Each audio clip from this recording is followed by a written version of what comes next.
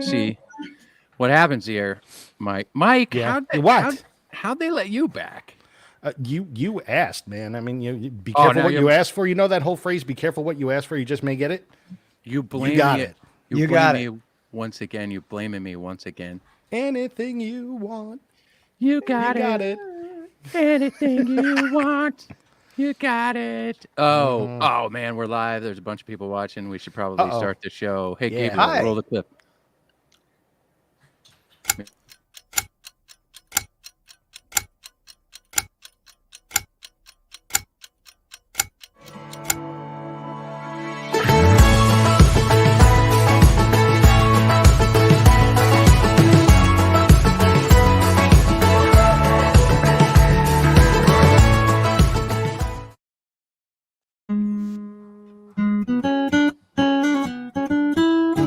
What time is it?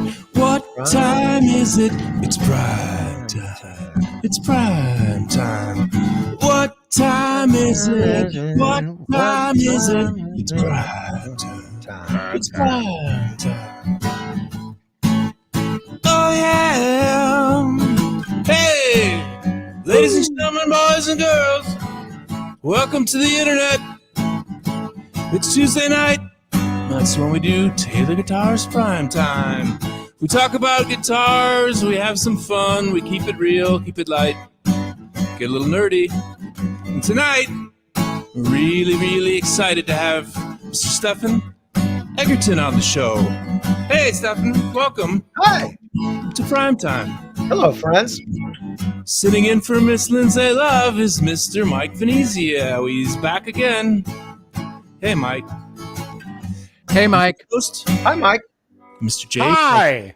On Primetime. Hey, Mike. Hey, Mike. Hey, Mike. Hey, Mike. Hey, I felt bad last week because I was joking with you, and I put on the other team from New York's hat. So I decided to be nice this week and put on this stupid hat. You had me until stupid. You know, just like. It's all good. New York Yankees. I have that thing. If the Yankees are good, baseball's good. That's Truth. my opinion. Truth. Welcome everybody in the feed to the show tonight. In the feed, it looks like it's a Weather Channel app. If you've noticed, all the comments are like, it's -12. Primetime, it's -12. Howdy from Wyoming. Hi, Richard from Wyoming. Snow in the forecast. Okay. Same Well, here. This is awkward.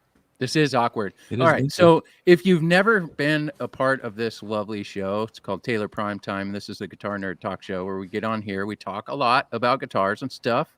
We are nerds. We nerd out. We talk way too much. We may not play enough guitar on the show. Andy Lund down there plays some songs throughout the show. We tell some jokes. We have some segments. We play some games. We are so excited. This is like a giddy kid excitement for most of us here, and that is we have Stefan Egerton from the Descendents, All, Flag. What other bands are you in? Well, I have just funny, goofy bands that I do. I, my own stupid songs I write, stuff. A little bit of everything. Mom, Beatles covers. Mom, Yeah. Mom, this is one of my punk rock heroes, Mom. My mom watches the show every week. So Hi, Mom. How's it going? yeah. You You did a good job. This is a good egg. I like this. I got some brothers who are pretty cool too, but I would say I mean everyone's got a favorite. My mom definitely has a favorite. Oh, sorry about that, bros. It's all right. Anyway, welcome to Taylor Primetime one more time. This is Punk Goes Acoustic. We have a bona fide guitar nerd in the corner. Stefan is a total guitar nerd. So this is going to be a big conversation and nerdy conversation. And I hope you guys all have fun and you can appreciate it. So Stefan, how you doing? I'm great. I'm doing good. Is it snowing where you're at? It's about to be. In fact, like I've been running around buying groceries and stuff because we're going to have big, huge blowout here. Really? So we've kind of, I bought lots of hot chocolate and we're just going to live on hot chocolate. We're good. Are you making French toast though? Because that's like the state. Whenever there's some sort of storm, hurricane, whatever. Everybody needs French toast ingredients like bread, milk, Man. eggs. Like, You know what I did is I bought extra Bisquick because it's like biscuits. Yeah, it's everything, right? Biscuits. you can use it for Last everything, night was pretty much, yeah. waffles, even though, the storm hasn't hit. I'm already in waffle mode. Fire the irons, right? The Awesome. irons. Awesome. Mike, how are you, Mike? Welcome back to the show, Mike. Chilling like a villain, my friend, and thank you for having me back. Hello to Lindsay, who's probably watching somewhere overseas. She's probably not 8 watching. o'clock in the morning. She's on vacation, man. She's not watching this. She Oh, yeah, shouldn't that's be true. watching this. And if you're watching, Lindsay, please go back to vacationing. You know, No, she's going to come back with Have critiques fun. like, well, Mike should have Don't said go this. to work when you're on vacation. yeah. Andy. Hi, Andy. Hi, Jay. Hi, Andy. How's How it going? are you, Andy? I'm doing well, man. I feel like I haven't Excited seen to you show. in a week. I haven't seen you in exactly about a week. It's true. It's Yeah. true. How's your week been? My week's been great. Yeah. Very busy. Very busy. Yeah. Where are you, Andy? I'm in the North Woods, Jay. That's where I'm at right now, in the North Woods. In the Northwoods. Is there going to be snow? No, which is a total drag. I'm kind of envious of everybody else. We're a little too far north in the North Woods for the snow, I You're believe. too north for snow? Well, for this particular episode, we are. Yes. Happy Groundhog Day. That is It is Groundhog Day, isn't it? It's the first. No, tomorrow's Groundhog Day. Tomorrow's a Groundhog This Day. is It's gotta Groundhog be Eve. It's Groundhog's Day somewhere, right? It's all, it's 5. Yeah, it's always 5 o'clock. It's always Groundhog It's Day. Groundhog. It's Miller time somewhere. In the UK right now, it is Yeah. Groundhog Day. Okay, in It's the a UK. groundhog. Sleeping. Feed reminder, little feed reminder. Let's keep it clean and happy and fun. Let's keep the nerd and guitar nerd, and have a good time.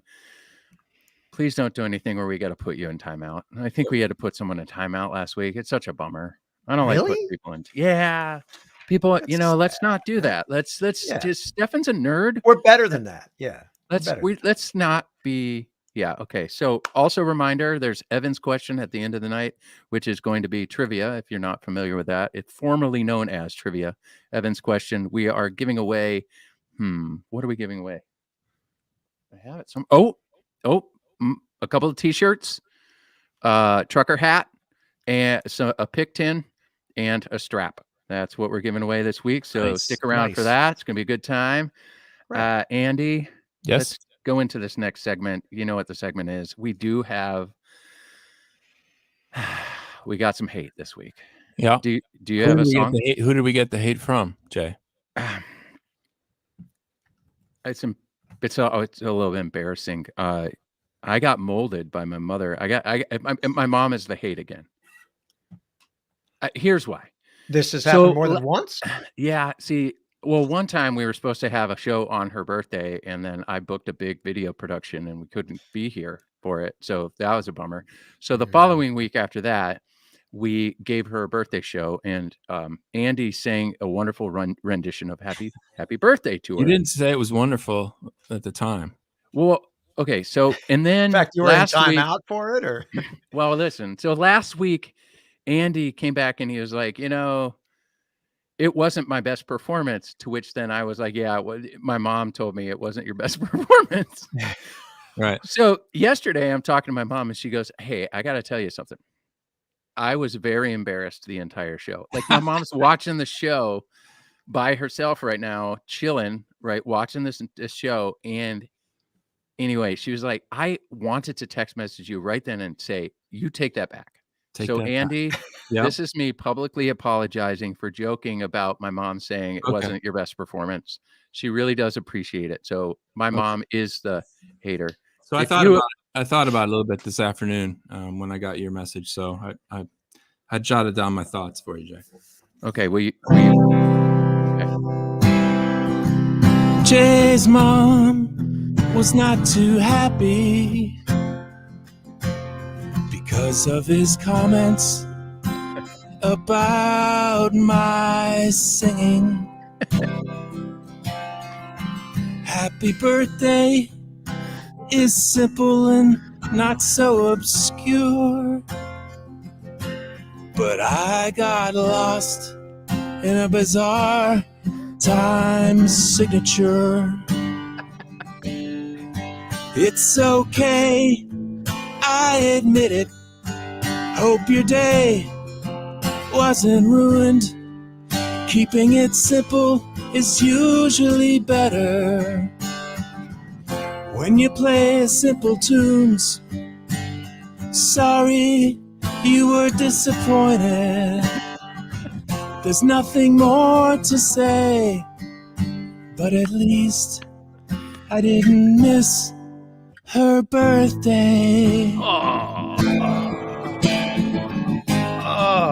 Smoked. That Oh was man, grand. if anybody's That was awesome. if anybody's tuning in right now, they have zero idea what's happening. So let's bring it back. They just got Let's bring it back. schooled big time. Yeah, I just got schooled by big time. Mom, I just got big brothered by Mr. Lund. So, Mom, I'm sorry. I didn't mean to joke publicly like that. Anyway, okay. So, Andy, we got this. We got it. We're gonna play a useless clip right now. I don't know if you have a song for this, Andy, but we're gonna do a segment right now called "What Are You Listening To?" It's pretty simple. All we do is tell each other what we're listening to. I think we have a useless clip. Gabe, do you want to roll it?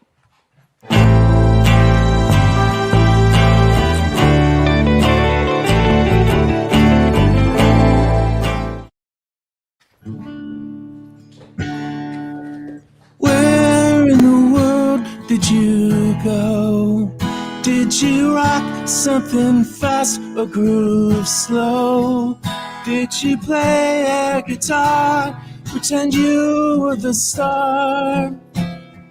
What are you listening to? What did you listen to? Oh, so good. See, Stefan, I told you this guy is amazing. He needs a record. Amazing. I love him. I love this guy. All right, Stefan, what have you been listening to lately? You got any records in regular rotation? Well, past few weeks. So, yeah, regular rotation. I've had a weird week with that, kind of. So, because usually, I get fixated on songs sometimes, and I'll play the same ones over and over again. So, really heavy right now is "Someone Saved My Life Tonight" by Elton John. Right, amazing song. The record that I've probably been listening to the most recently is Amy Mann's "Queens of the Summer Hotel." That is a stunning record, absolutely awesome. I had a bit of a Zeppelin flurry. That's kind of strange. Just like random, if Bonham isn't playing on it, I skip it. That's terrible, but that's just how I am. I got to hear, So a lot of Zeppelin. So it isn't one record. It's kind of like, it's been a mishmash of things. And then as usual, Joe Pernice, the Pernice brothers. I listened to Pernice brothers pretty much. Oh, incredible. Are you a records guy or are you a song guy? I'm probably a songs guy now. Because I think it just sort of how it seems like it played out, but that's probably because I'm trying to learn to write songs. I know, I'm nearly 60 and I'm trying to figure that out now, but after being in a band for 40 years or whatever, so I'm really kind of fixated on songs. And so I spend a lot of time on songs. Yeah. Because it just, so I can try to learn how to write them myself better, Yeah. I hear you. You got. What about you? What are you listening to? Well, I'll get there. We got to find out what Mike's listening to, because truly the question is, what is Roger listening to, Mike?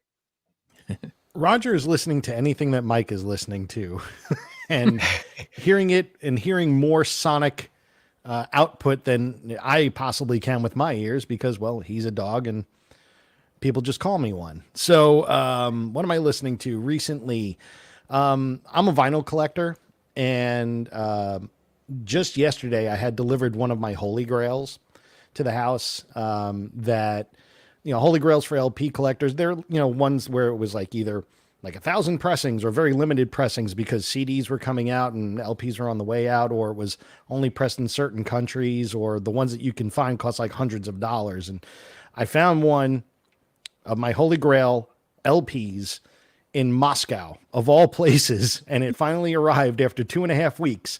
And it's by a band called Rothschild America.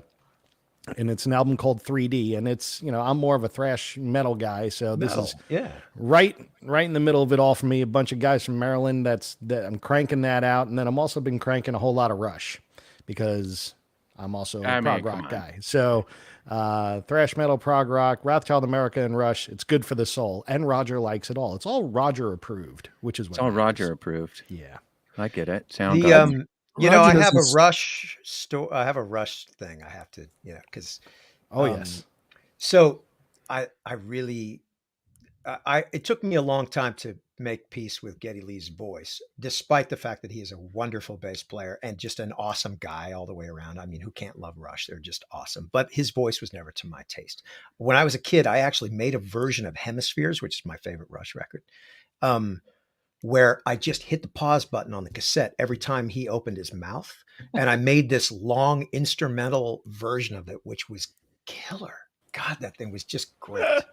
So anyway, that's a terrible thing to say, but because I like Rush, I'm totally good with, and Alex Lifeson. I mean, come on, that guy's just, amazing, underrated, underrated, staggering, incredibly underrated. Yeah, absolutely. Hey, in the feed, anyway, stupid, but yeah. In the feed, I would love to get some engagement here. All right, check this out. Post comment with the most underrated guitar players. I would love to see that. That's a good one. Andy Lund, what are you listening to? Amy Mann is a good call. I need to listen to some Amy Mann soon. It's been too long since I've been checking her out. And Roger doesn't strike me as a metal dog. Am I wrong with that? You're wrong. Like a metal dog. Yeah, I put it on Zoomies Happen. He's just like, really? He would be perfect in the mosh pit. Oh, totally couch diving. Yes, absolutely, 100%. Float on his back. Yeah. I've been going back to a few records that. I've gone back to a few records that are not new, but they're just sort of staples in my collection. This is one of the first Muse records that I really got into. It's so good. Great album. I've never Absolution. Absolution is the name of that record.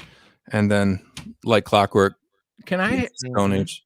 Can I ask you a question, Andy? Sure, Jay. Go ahead. What are those things you're holding in your hands? These are called, this is a format called compact disc. It's a circular device. It's not in there. In about 20 years, it'll be popular. Tiny device. Oh, they're both in my CD player. That's why I can't show you what they are. That's so good. That's so good. I saw this video online. Sometimes the internet wins. And recently there was a video about all of us when we're driving in the 90s when we wanted to change the music, right? It was opening that big CD book that we had in our car, and we're like fumbling through. It's like accidents. People think people get into accidents by text messaging. Yeah. Yes, this is not new business. Yeah, this is not new business. We sometimes you got them on your sun visor in the back, and you're yanking them out. Oh man, it's so crazy. I got into our director of digital marketing's truck once, and he had a cassette tape in there, I believe. And no, it was a CD, and it was like a burned CDR of Motley Crue, and I'm like. Because you can't just buy the CD and put it in there. Anyway, I am listening to a lot lately. I got this for Christmas. Alabama Shakes. Oh, Sound and Color.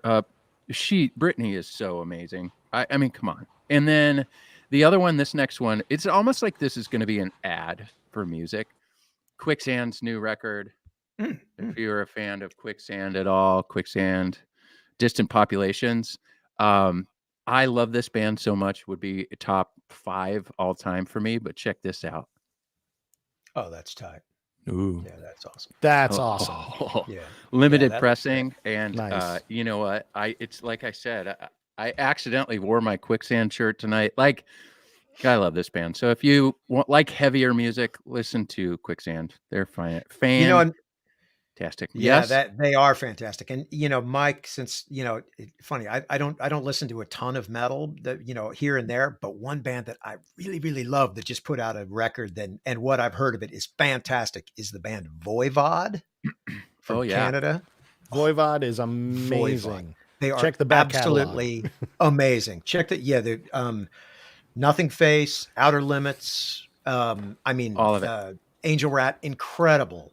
Dimension Hatros, but they just put out a new record, and it's funny because and it's absolutely killer, and it's killer. What's odd about it is that there's like So they had this guitar player for years. Piggy, he went by the name Piggy. Piggy was an incredible guitar player, and he died young, unfortunately. And Piggy had recorded a lot of stuff. They put out a couple records with just recordings of Piggy that they had laying around and made pretty cool records out of them.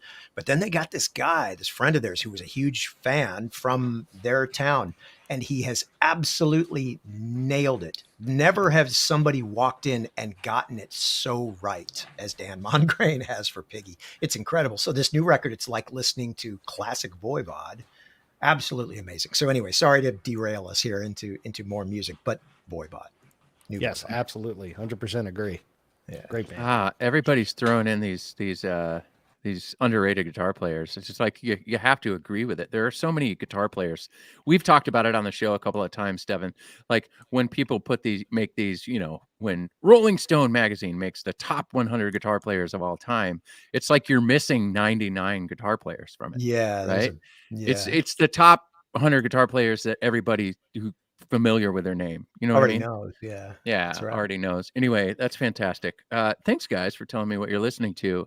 I think it's time to just dive into the meat of this show. So guys in the feed, ladies and gentlemen, you all know that from time to time we have Taylor players, Taylor artists, different artists that come in. I mean, we've had so many talented people, from Ben Harper to Trey Hensley to Daria Musk, now Stefan, on the show.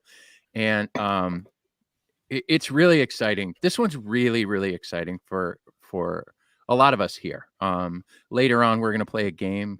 We're going to bring somebody in to the live feed here, and they're going to ask you some questions. That's going to be really exciting. But it's a super, very, very special show for us. Well, so thank you very much for having me, Tom. So some of you who don't know, Stefan is in a band called Descendents. Descendents, punk rock legends. I like to call them my punk rock dads.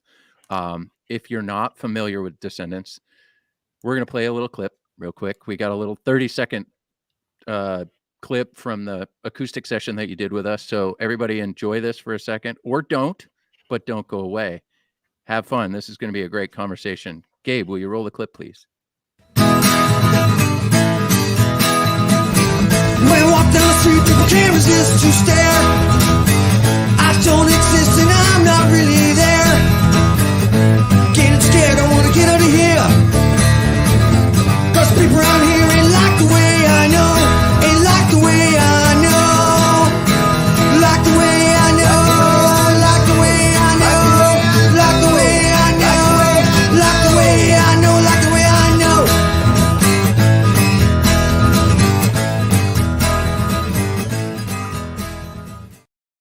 All right.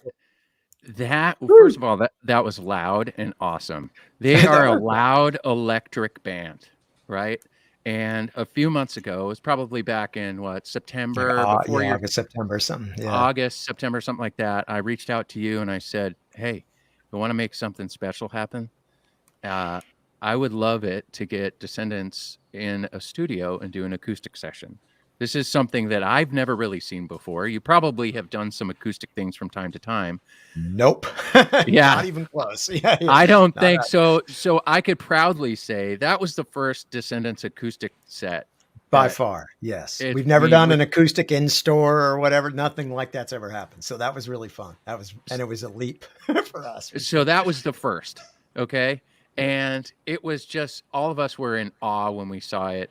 Singer Milo, we'll get into him in just a second. We'll talk about Carl. You grew up with Carl, one of the best punk rock bass players of all time. So talented. But Stefan, I ask everybody a question as we kick this discussion off, and that is, what in the heck do you do? What do you do? You're a professional guitar player. How amazing is that? Tell us about which is weird. Well, yeah. So I started playing when I was 9. I started on acoustic guitar, like I think probably a lot of people do.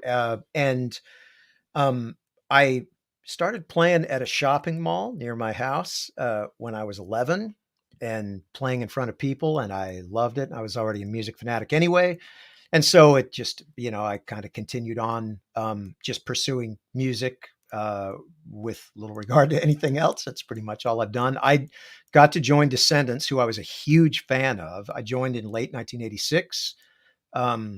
And we've been going in one form or another, with different singers and different bands, depending on whether Milo, our singer, was kind of available, off doing college or whatever.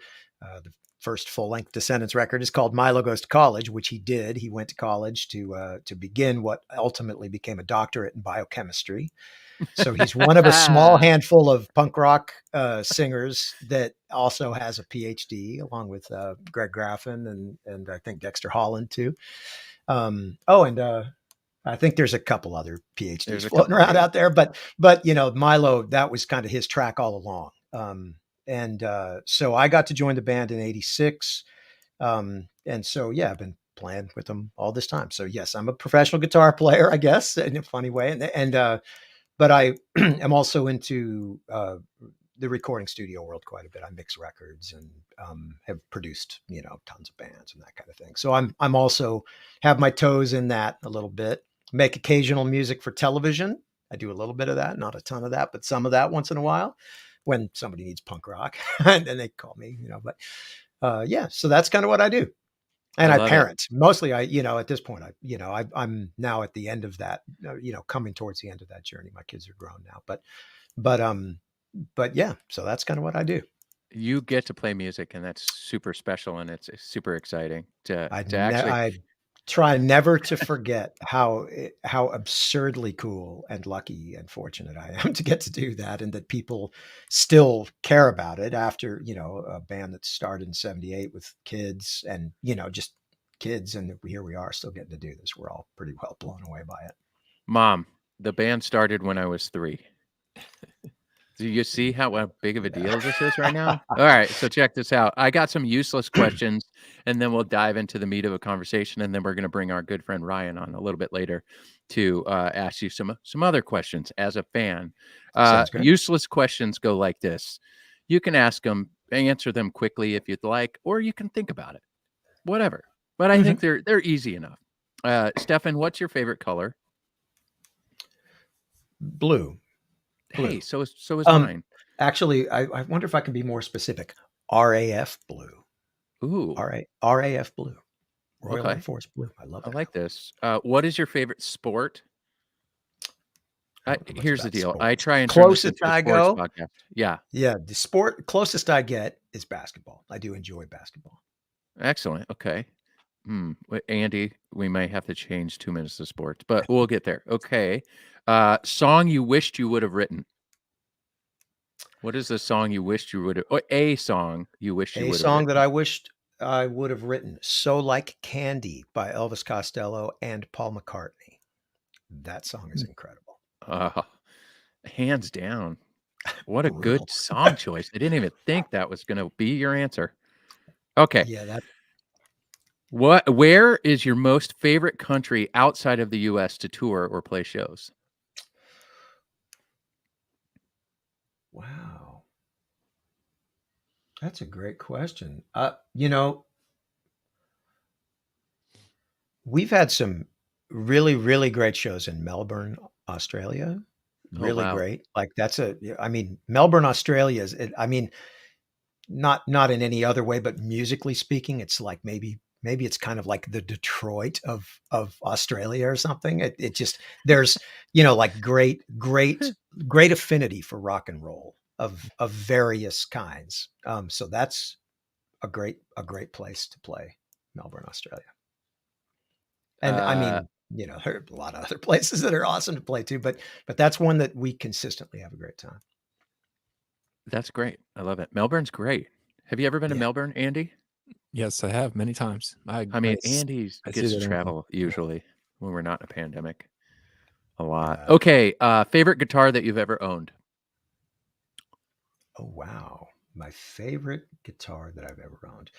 My favorite guitar I've ever owned, because it is a Music Man prototype.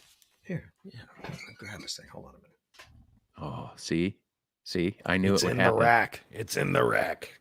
So, okay, so this guy here, the story behind this thing is that this is Music Man's recent sort of recreation of here. Let's see. I'll try to center it here. Oh, there we go.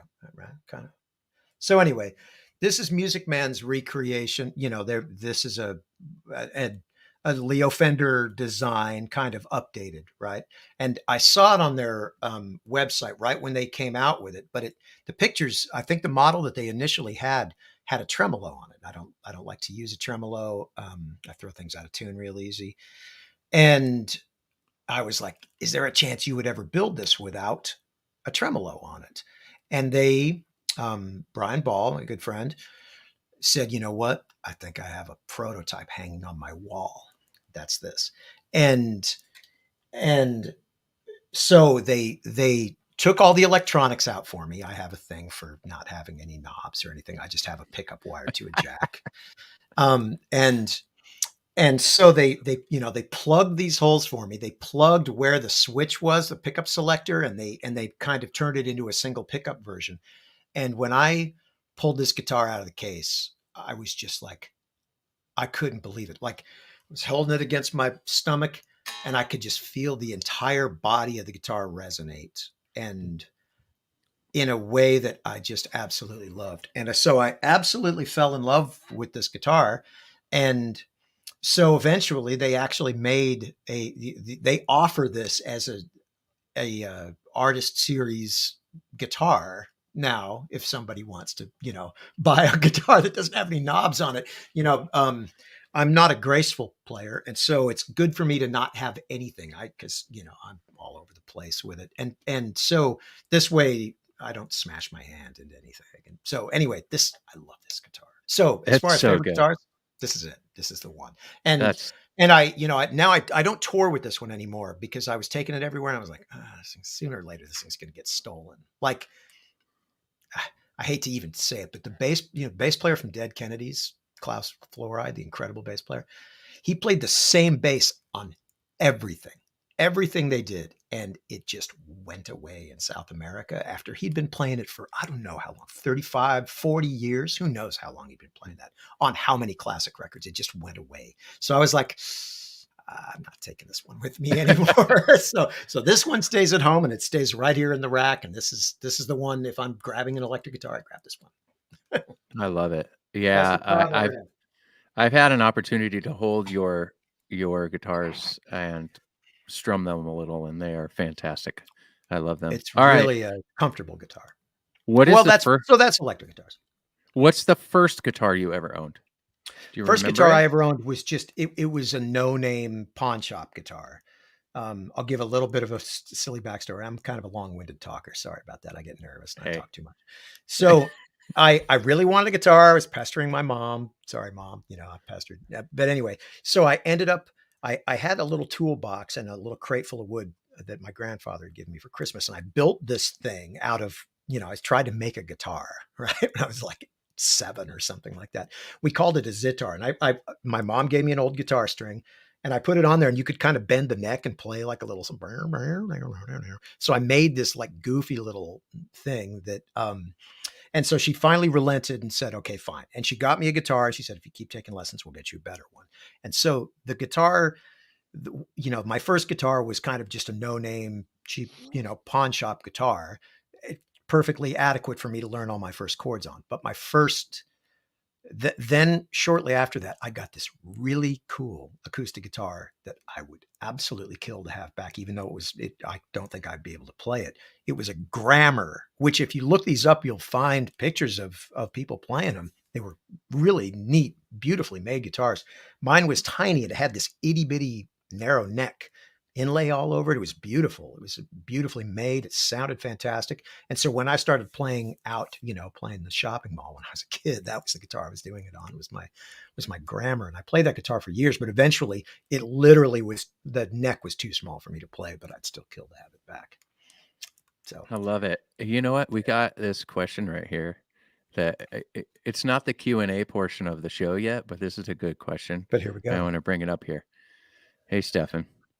What is your favorite punk rock rhythm ever? Please. This is easy.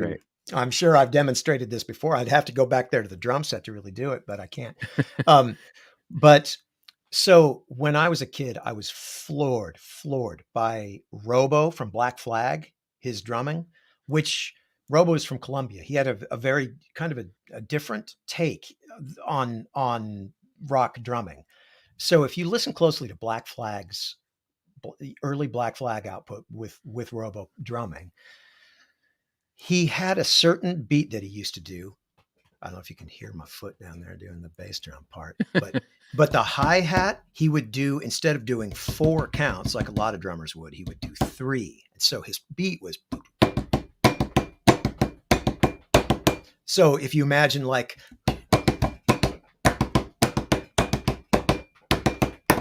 you know, so I loved that. And consequently, another person who really loved that drumming was Bill Stevenson.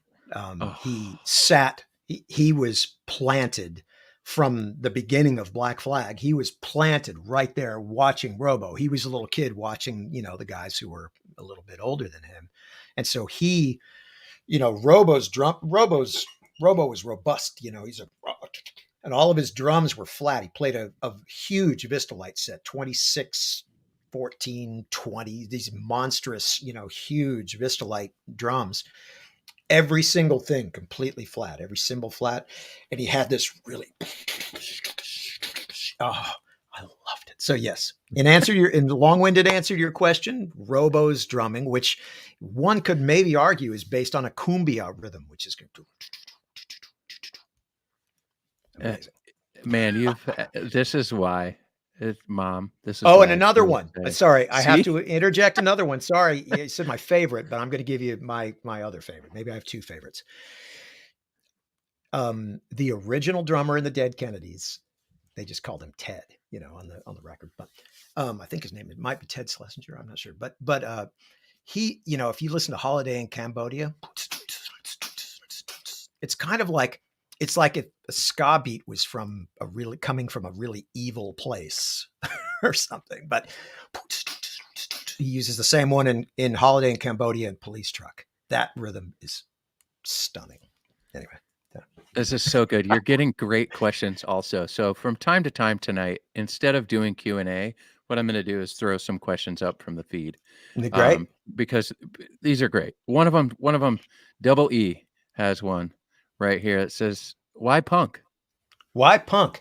You know, when I discovered punk, what I had been listening to right at the time that I discovered punk rock was there was a confluence. A neighbor, when I was 11, a neighbor gave me Frank Zappa's and the Mothers of Invention absolutely free, which I think sent me down a path of just kind of liking oddball music, stuff that wasn't just, you know, whatever was on the radio. It diverted me from, you know, being just only a Beatles fan, which is all I was at that point. And then kind of headed me off into other things. And I think it opened the door to punk rock ultimately. But I was listening to prog rock mostly. I was listening to Jeff Beck. I was listening to Mahavishnu Orchestra. I was listening to Yes. Those were the things that I was really into. And then the Sex Pistols. Then the Sex Pistols. I heard Nevermind the Bollocks, and it just blew my mind. And it blew my mind not in an analytical musical place, but in a internal place. It wasn't cerebral music, it was internal music. It was like, you know, an entire it fed the entire person, I guess you could say. And so Nevermind the Bollocks is really why I headed off. It wasn't really a choice. I heard that and I was just, and I was roped. But the funny thing about punk rock at that time, it's easy to go, you know, punk rock, and we imagine it as this kind of, you know, aggressive thing. But I grew up in Salt Lake City. There was, you know, there was no fanzines, there's no internet, there's no nothing. All we can do is just look at this record collection that we were lucky to have a bookstore and record store that was willing to even just bring this stuff in and see what happened. And so punk rock for me includes a lot of like what others might call new wave. Like I was Sex Pistols, but I was Gary Newman. I was Devo. I was B-52s. I was Black Flag. I was Germs, X, you know, so all of these things were kind of, you know, bombarding us at first. British, a lot of British bands, a lot of the Jam. the I think Jam. I think the Jam was what changed my. I feel you loud and clear on the on the Sex Pistols. When I heard Bullocks as well, it was like, oh my goodness. Yeah. And our director of artist relations, Tim Godwin, is pretty close with Jonesy, and I met Jonesy through Dickie Barrett, and Dickie Barrett is the way that I met you. If I could segue real quick to how we met Mhm. many moons ago. I want to say it was what, 2002? 2002, I think. Yep. 2002. I used to tour a lot. You guys have heard these stories before. Stefan was with his band. Milo wasn't available at the time. He plays in another same band, different singer, called All. The name of the band is All. And All was sharing this tour. Many of you have heard of tours like the Ozfest or Warped Tour or stuff like that, big festival tours. And it was a European version of what was more like a Warped Tour called Deconstruction Tour. And I was there working with a couple of bands. Often that's how it happens, where you'll 3 bands will hire one guy to tour manage them. Right. In Europe, it's just cheaper. You get it. And we were on this tour and one of the headliners were the Mighty Mighty Boss Tones. Rest in peace. They just broke up this week after 30 years. That's 30 pretty years. sad for a lot of us. Yeah. But Love they those will. guys. If you're not a fan, if you're not familiar with the Boss Tones and you do watch Jimmy Kimmel's show, Dickie Barrett is Jimmy's announcer. So the singer from the Boss Tones. Anyway, so Great all of the sudden, the Boss Tones go on tour, and I see this guy. And quite frankly, I don't know if I ever told you this part. I didn't remember that All was on the tour. And I'm like, we were a lesser player than that's for sure. I say, that's Stefan. And is he guitar teching for Lawrence? He is. Yep. And we met each other. We became acquainted there. And years later, we've circled back up and reacquainted. But that is, I mean, you've always been an inspiration to me. And we got a great question here from the feed that says, what inspired guitar? My mother, without a doubt. My mother played guitar while I was in the crib. She played guitar and sang to me. The guitar was around our house always, so it was just kind of ever present. It was going to happen no matter what. So, and my mom taught me my first chords, showed me how to pick notes off of records, how to kind of like listen. She helped me develop at least enough of an ear to pick things off of records so I could learn basic stuff, and taught me my first chords. And so for sure, it's my mother without question. And at that moment, she had a harmony. Really? Yeah. At that moment, you just knew music was your thing. Absolutely. I mean, from there a was very never early a age. question. I started putting the needle on the Hair soundtrack. That was the first music I loved, was the Hair soundtrack, and I went crazy for music as soon as I could stand. I was just like, So mostly electric. You're mostly known as an electric player. You're in an electric band as Milo. To quote Milo, Dr. Milo, it is, we like to bring the rock. Most recently, since we've reconnected, you've gotten a lot more into acoustic. What's up with that? Why the shift? Is it, I think the shift for me was part of, so my path through playing, was that I ended up joining a band that were really, really great songwriters. And I was never much of a songwriter. That was not a strength I had. And it was a strength I wanted to develop. And the kind of music that I started to head back towards listening to over the course of time, I've found myself less drawn to less of my listening time is going to go towards Marshall guitars now.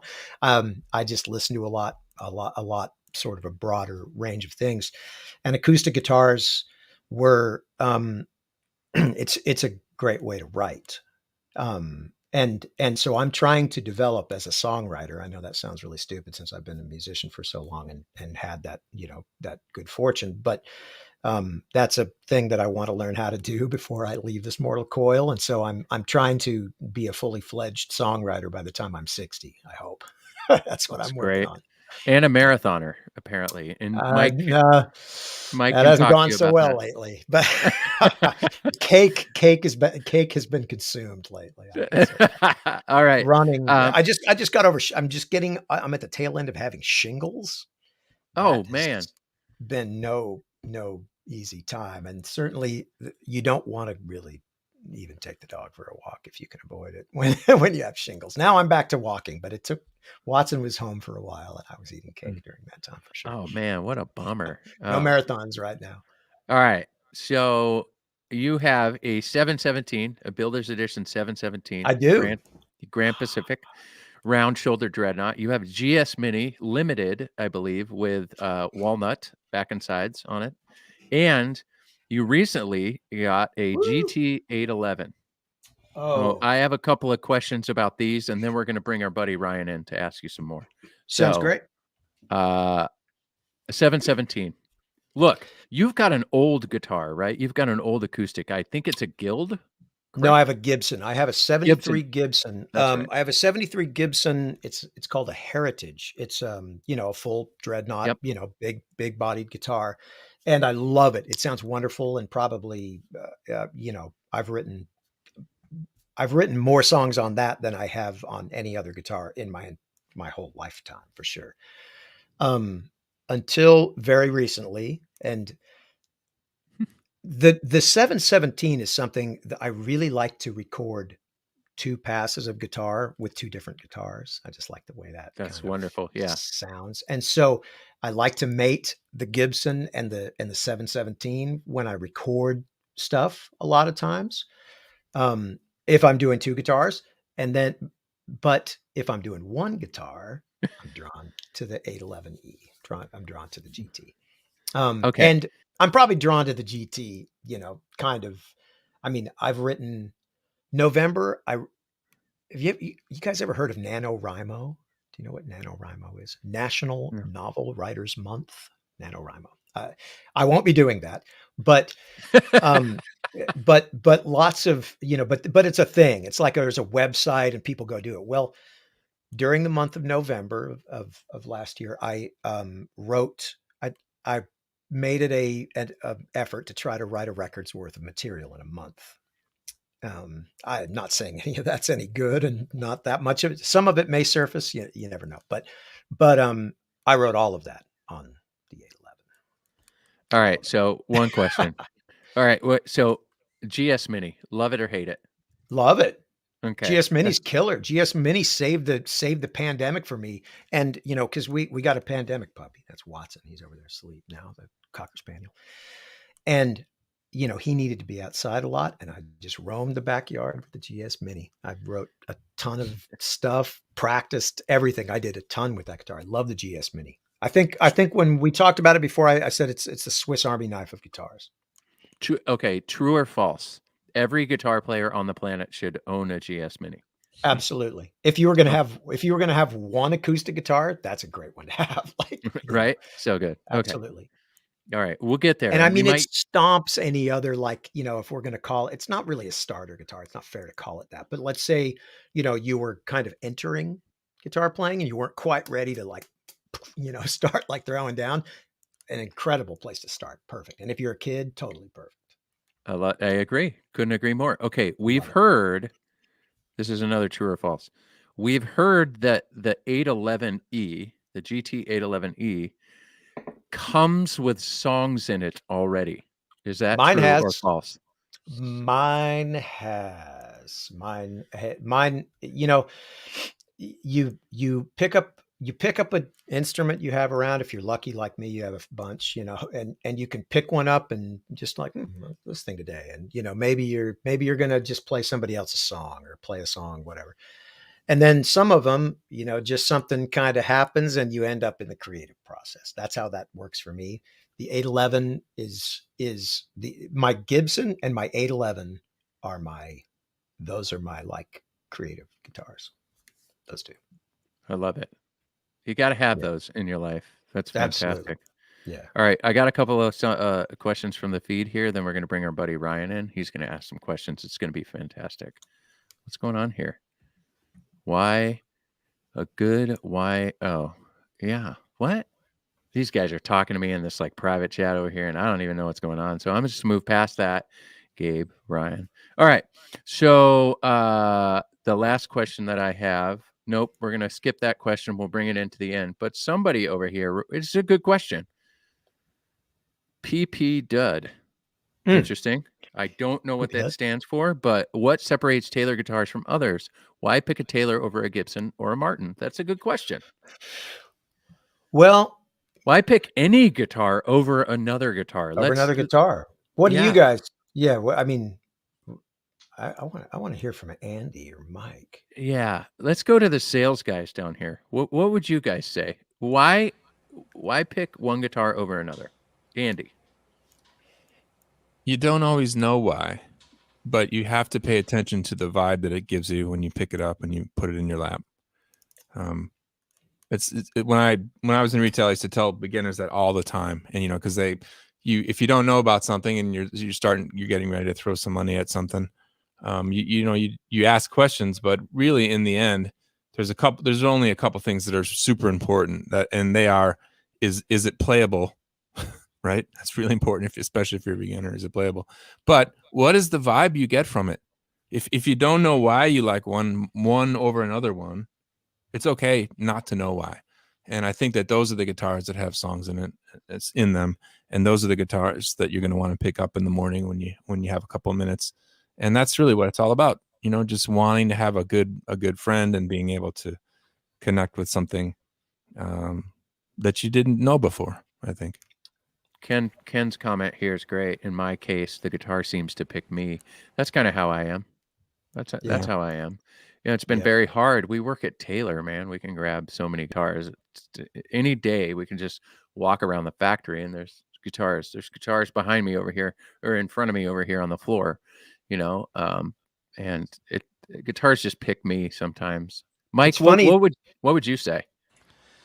To Andy's point, sometimes you just don't know. You pick it up, you put it in your lap, you hit one chord, and you just know. That happens. And unfortunately, as a salesperson that travels to 40 some odd stores, that happens way too often for me. Yeah. That's right. And it's a sickness. It's an absolute sickness in many different ways. And this whole thing could be, a great group of Guitar Collectors Anonymous, I'm sure. But at the end of the day, though, like Andy said, it's got to be playable, right? If it's not playable, it's not for you. It could be playable for somebody else, but it doesn't have your songs in it. It has songs in it, but somebody else's. And, I work for Taylor. I'm maybe a little bit biased, but that doesn't mean I wouldn't play other brands of guitars if I felt that they were speaking to me, When something speaks to you, you know it. You know that, you could write your hit on that guitar. You can write your hit on multiple guitars. It's okay. There's nothing wrong with that as long as it suits what it is that you need it to do for you. That is most important. Playability, you'll know that right away. You put it in your hands, you're like, don't really like this. That's not your animal. It's not picking you. But like I said, I can't tell you how many times I've picked up a guitar, one chord, and like, yep, that just speaks to me. So that's exactly how it works for me. It's funny. In 1996, we were mixing our record "Everything Sucks" in New York City, and so we were close enough to all those guitar stores right there that I was like, hopping in and out of those, trying out different guitars. And I remember going into one, and there was a whole bunch of a model I had never seen called a Howard Roberts Fusion, and I really wanted a hollow body guitar, and this was a hollow body guitar with humbuckers, and I came into a place where there were 4 of the exact same guitar, right? And I was like, man, I like the look of that guitar, it has the right pickups, everything about that. So I'm going to try these out. And it was bizarre. One of them was just better to me. I have, I mean, it was light years better. It wasn't even a question. And so I bought that one and have it to this day. And that's what it is. It's like you try a bunch of them and you just go, oh, this one right here. I don't know why, but I'm taking it all. Yeah, I think it's been that way for amps. It's been that way for acoustic guitars for sure. Acoustic guitars for me can be harder, especially working here. Yeah. When it's like, Yeah, right. I just filmed our master designer today, Andy Powers, in his new workshop that's incredible. And he had a guitar in there that I had never played before, nor did I ever think I would play something like this. And I picked it up and was just like, great. It's that great. Now I got to get this one type thing. You know what I mean? Where it's like, this one's good too. I didn't want to like this as much as I do. I didn't want to like this as much. And then you pick it up, last week we had all of our new guitars for 2022 on. And so Stefan, I got one more question. We're going to bring Ryan in. And that last question was, Stefan, what's your next Taylor going to be? Do you know? I do know what my next Taylor is going to be. My next Taylor is going to be a GT, the GT Mahogany.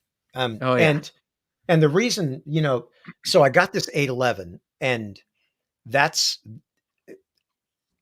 this isn't, were I to come up with the nerve to go out and play some shows by myself, singing and, doing acoustic guitar like I used to when I was a kid, and I do have some attraction to that. I would like to maybe do that at some point. I'm not taking that. There's no way.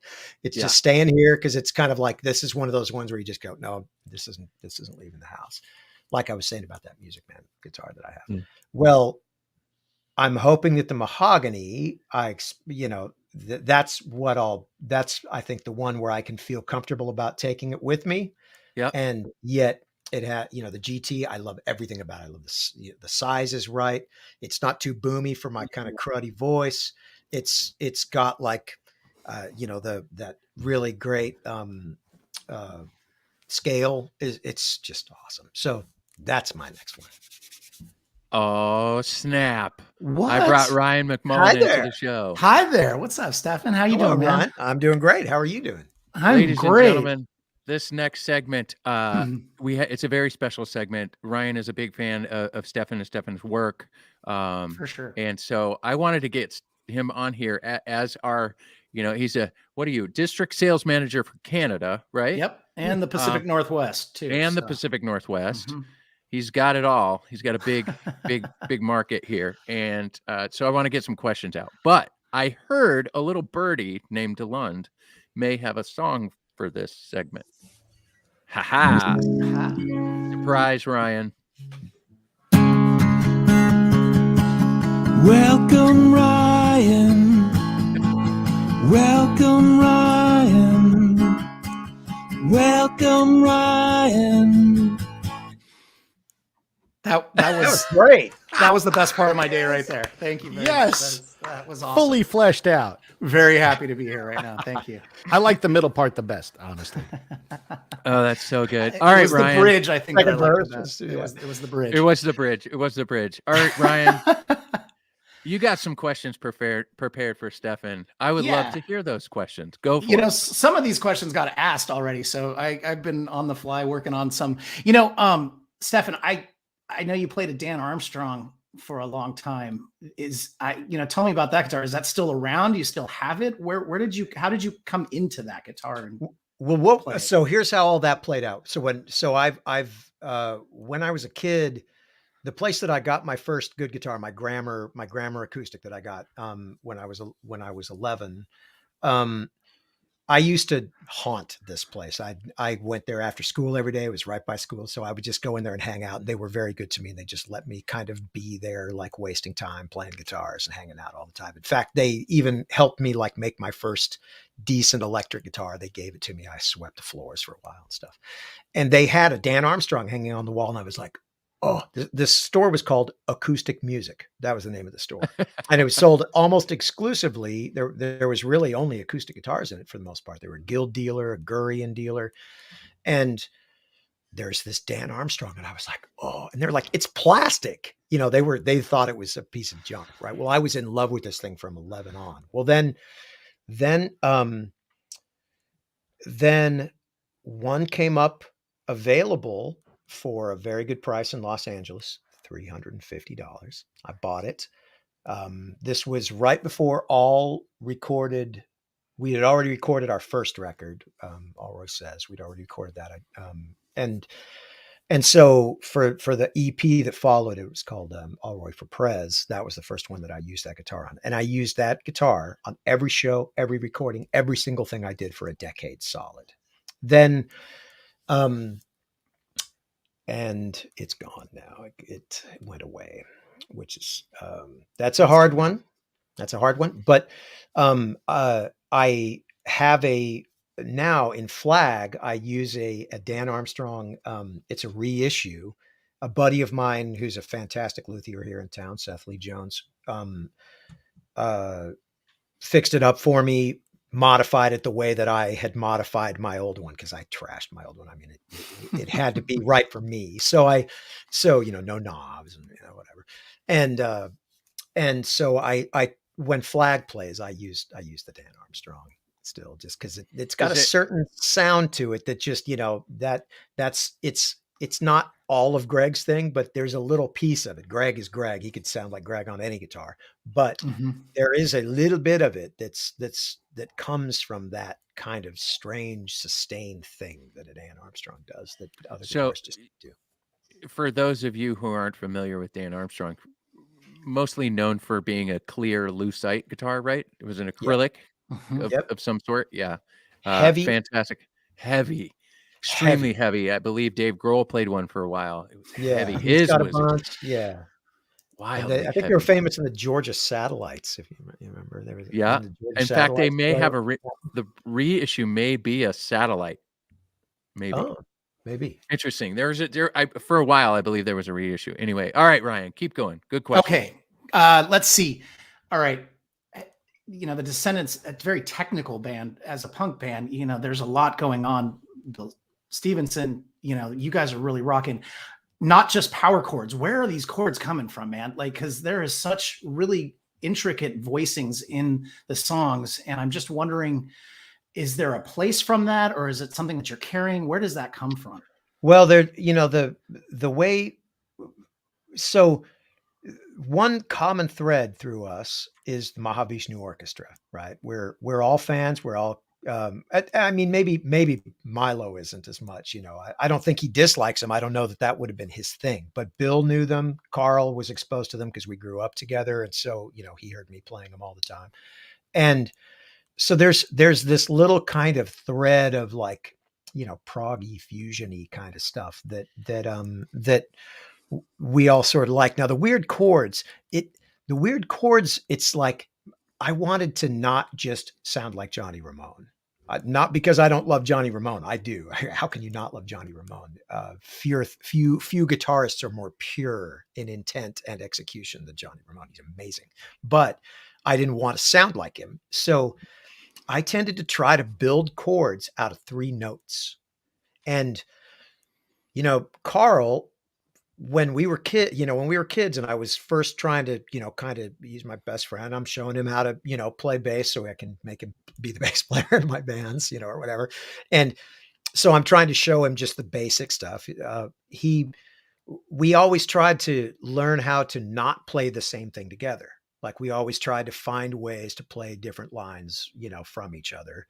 And that has spilled over totally into Descendents and all. And so there's a tendency to try to frame a vocal melody with different stuff happening in the guitar and the bass. And so the chords, a lot of times it's going to be bar chords, but other times it's going to be like weird chords or kind of, riffy sorts of chords.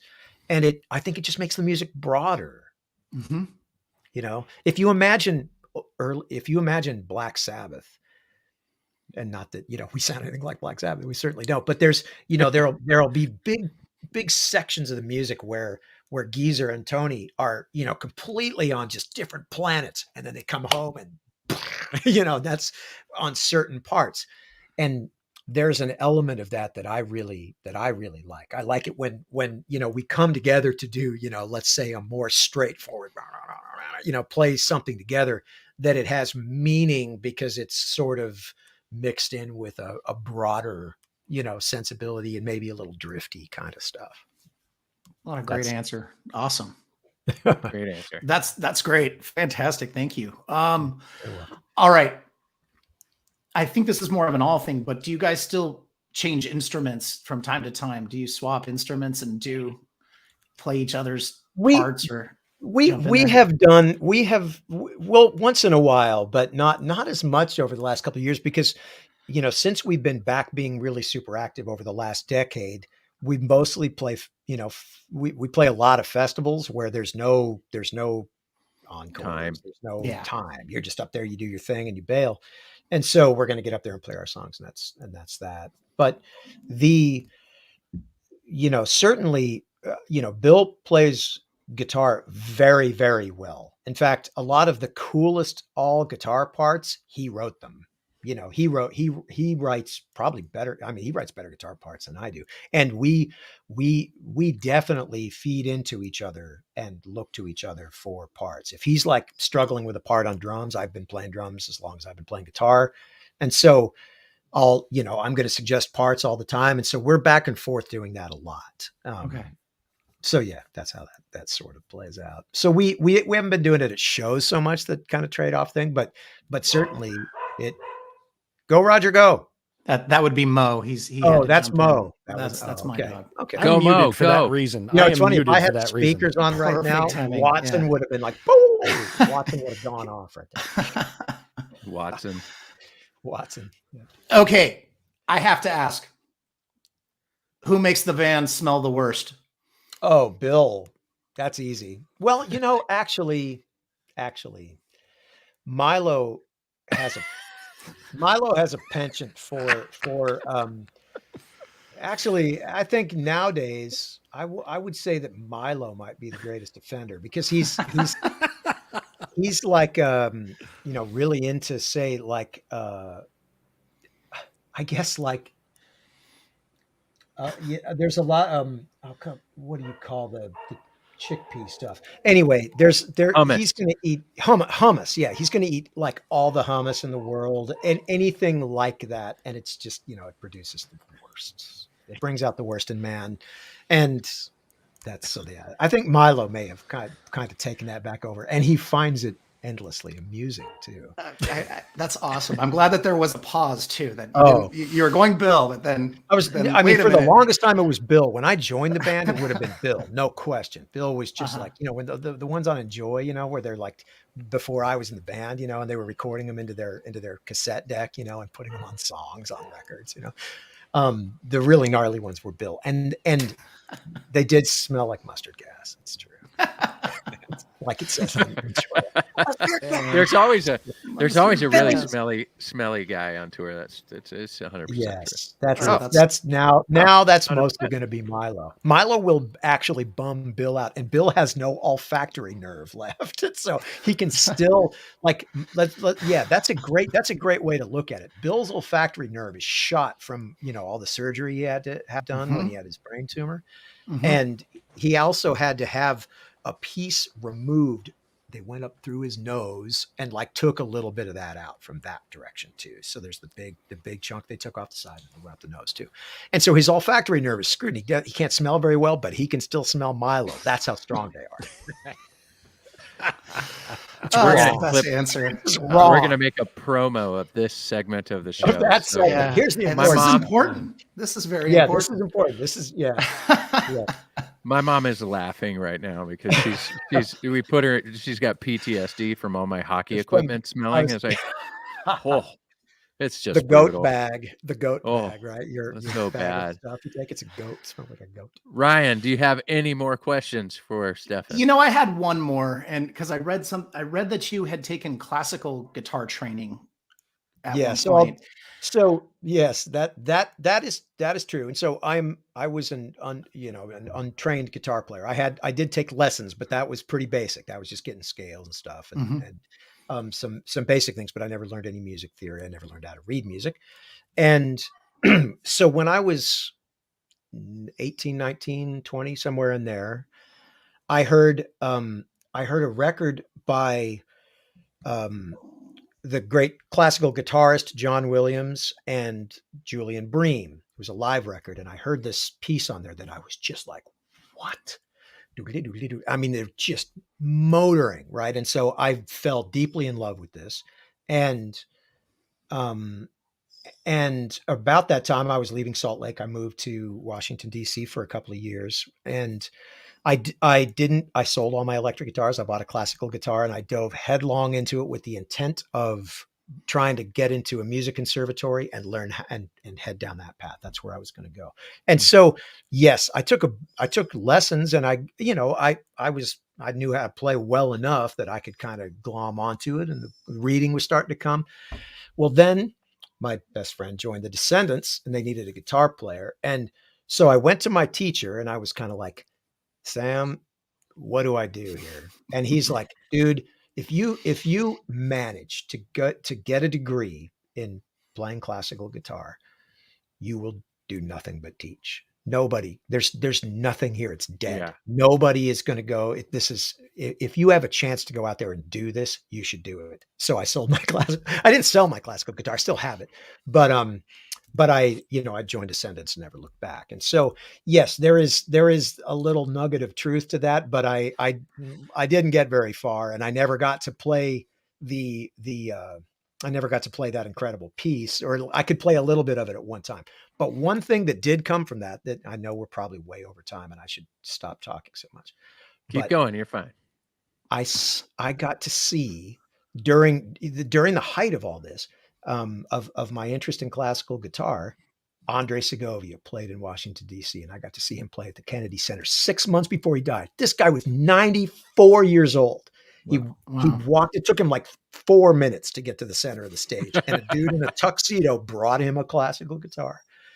And he sat down and went, bah, and just motored. And I knew the pieces, and he was making some mistakes, but that dude was a badass. Sorry for the, it's perfectly fine. We all agree. We are in It agreement. was mind blowing. He died 6 months after that. So that was maybe the coolest thing to come from my couple of year obsession with classical guitar was that, and what it did teach me on guitar was there was detail that mattered that is obscured in rock music a lot of times. So it taught me to pay better attention about timing, about keeping, fretting things cleanly and clearly, which is, you get good at the little bit of muting you got to do on your left hand and right hand to keep things from flowing in, a string from a note sustaining where it shouldn't be, that kind of thing.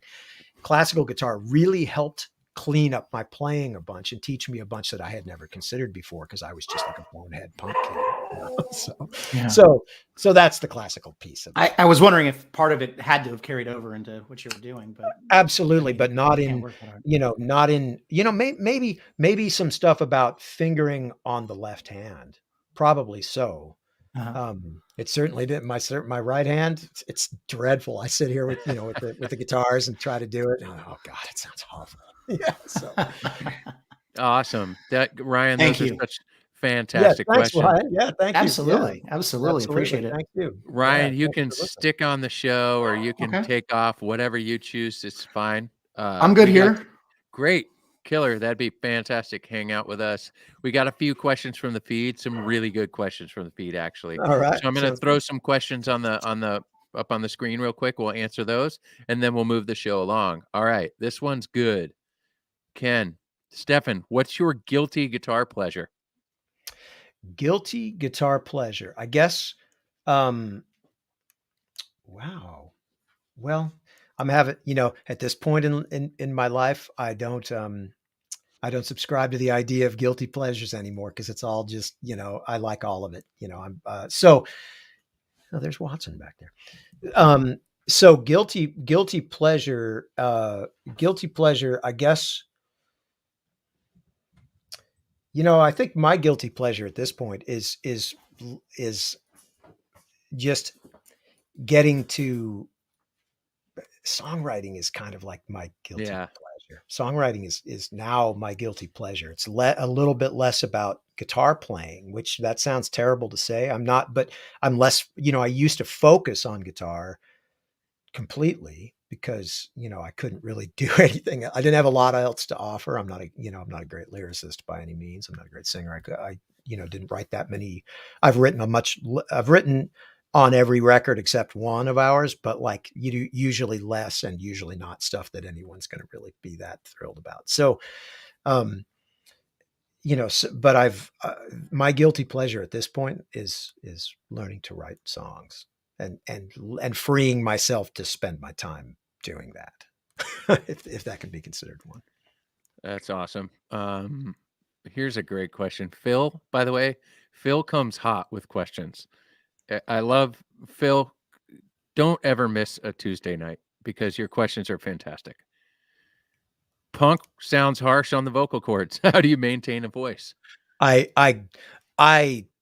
certainly can't. The reason I quit singing after being completely, when I was a kid, it was what I was learning to do was play guitar and sing. That was what I was into. I wanted to do that. And then I got into punk rock. And the first time I tried to sing punk rock music, I realized that there was no way it was going to happen. And about that time I had discovered Jeff Beck. And so I was like, I'm just going to focus on the guitar now and just go ahead and give up on the singing. And I didn't do it for 30 years, probably. I didn't really sing at all. And it is extremely hard on the vocal cords. It's still hard. Some people just get lucky with that though. One of our singers in all, Chad, that guy, man, you can just flog that guy in the studio. He'd just sing for hours and hours and hours. It doesn't hurt him at all. I have no idea. So yeah. Some people can just open it up and go for it. Yeah. If you think about a great example of how people do that, John Fogerty. I mean, when Fogerty decides to lay in to it, it's punk. I mean, it's wow. You're going for a ride. That guy's voice is just brutal, and it's the same kind of thing. He does it effortlessly. It doesn't seem to faze him. Must be nice. Yeah. Here's a good one. Stefan, who would you like to write a song with? Elvis Costello. He's John, Paul, Elvis Costello, Joe Pernice, Amy Mann, Fiona Apple. Those are the songwriters that blow my mind every time. Like that group right there. That's the stuff for me, for sure. So really any one of those, but if I could just sit down and just, converse with, Elvis Costello for sure. God, incredible. I love it. Here's a good question. Bad boy. Stefan, do you make the setup? Do you do the setup and maintenance of your guitar, or do you take them in? No, I take them. Yeah. I screwed around a lot as a kid and I realized that's, I don't have the detail orientation for that. So my good buddy in town here, Seth Lee Jones, who's also like among the most incredible guitar players I've ever seen, by the way. But he does fantastic work and he takes care of my guitars for me, which is a huge help. That's very, I'm relieved. Thank you, Seth. Righty. Rob says, Stefan, do you play any other styles, country, jazz, old 50s, rock and roll, etc.? Well, maybe a little bit because when I started learning how to play, the first songs I learned were from the American Graffiti soundtrack. So, basic rock and roll, 50s rock and roll. And then John Prine songs were the other first ones I learned. I learned a whole bunch of John Prine songs and I still do those. I actually, there's a SoundCloud page. If anybody wants to, if you just look up Stefan Egerton on SoundCloud, you'll find it. And I think I've got my cover of Sam Stone up there that I did. So, but not actively or whatever. It's just, only in reference to the stuff that I, that I grew up playing. And I don't divide it up, quite like that. So there are country influences, bluegrass influences, Doc Watson is a real huge one for me. I met Doc Watson pounds when I was a kid, by the way. And he actually knew about my grammar guitar. He knew what that was. I couldn't believe it. But so I listen to some of that stuff, and there's no question it trickles in, but I don't have an active thing where I play all that stuff. I listen to jazz, but I'm not good enough to do it. But yeah, country and 50s rock and roll certainly ekes its way in there. It just can't help it. So, quick sidebar.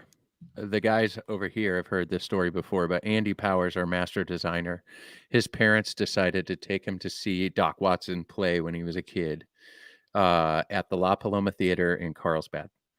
And after the show, he waited around and he, kind of like tugged on his dad and said, "Can we go meet Doc Watson?" And they went up there, and he had the flyer from the show, or like the bulletin or whatever they used, a little piece of paper folded that had the playbill, if you will. And so he walked up there and he said, "Mr. Watson, will you give me an autograph?" And Doc reached out and put his hand on his head and said, "Son, I'm sorry, I don't know how to read or write because I can't see." And that story is just precious. And he said, blowing.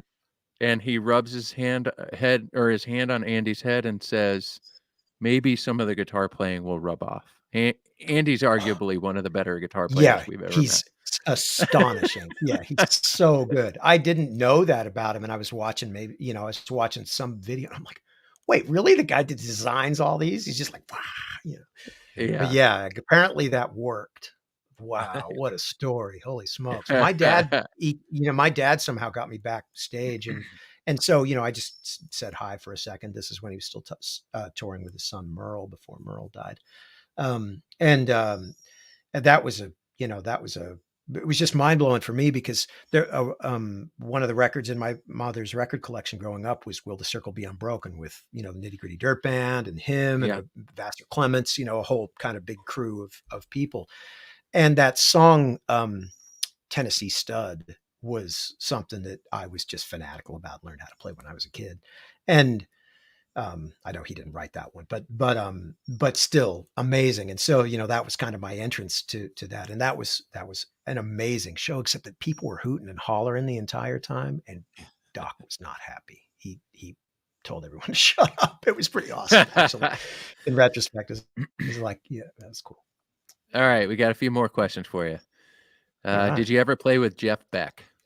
Oh no, but Jeff Beck, Jeff Beck. So my mom was in a band, right? She's with some guys that she worked with. My mom has a very good singing voice, and she worked with some folks at the library at the University of Utah who happened to be music students, and so they had this little band that they were doing, and the guitar player, who later was my guitar teacher and taught me my, most of my first things that I learned and got me into all this stuff. One thing that they were doing was at a certain point in their set, which was more, I don't even remember what songs they were doing, but of course they had vocals to them. But then they did the song Scatterbrain from the record Blow by Blow. And I was like, that's, I think, the launch point at which I went, the guitar, as opposed to just, singing and playing together. That was what made me notice the guitar was the song Scatterbrain. And so I'm, a Jeff Beck obsessive. I absolutely, top couple of guitar players for me. And what's funny is I've never seen him play live. I've seen some pretty incredible things. Like I said, I saw Segovia. I saw the Super Trio, John McLaughlin, who's like probably, I don't know, maybe the greatest guitar player I've ever seen. I'm not, maybe him, Paco de Lucia and Al Di Meola with Steve Morse opening. I was like, wow, just done amazing. But I've never gotten to see Jeff Beck play live. But I certainly played along to those records. Along with it, right? A lot. Yeah. Here's a great question. Richard has a question for you. Do you have a preferences on picks? I grind through them super fast. So I just play like heavy picks. I just play Jim Dunlop heavies. So when my son, when he was 4, he drew this picture of me. I don't know how easy that is to see. I got to turn it the right way. Right. My son's name is Felix. And this is me. He said, "Look, Dad, I drew a picture of you." And so, those are my forehead wrinkles right there. And these dots up here, those are supposed to be the freckles on the top of my head. And otherwise, I think it looks just like me. But anyway, my wife was being a genius, got guitar picks made for me with that little guy on them. And so I play just standard Jim Dunlop heavies. And I grind through tons of them. I just make them, there's like red powder or whatever color pick I'm using that day. There's just powder all over my guitar at the end of it. And so I have to clean it every day. That's great. So, yeah. So that's the only preference I have towards them. I just grind through them. Couple more from the feed, and then we'll move the show along. This one's great, though. Apologies if already asked. What's your songwriting process these days? Do you use a pro rig? You record your ideas in? Do you use your iPhone? What's your go-to? It looks like you have a rig right there. Yeah. Well, so I have a very nice setup in my basement. I have it kind of taken apart at the moment, but I do record a lot of stuff quickly on the phone, but then pretty quickly I'm going to just reference it again and do a crude version into Pro Tools. I have a Universal Audio Apollo interface, and I really like that interface because I can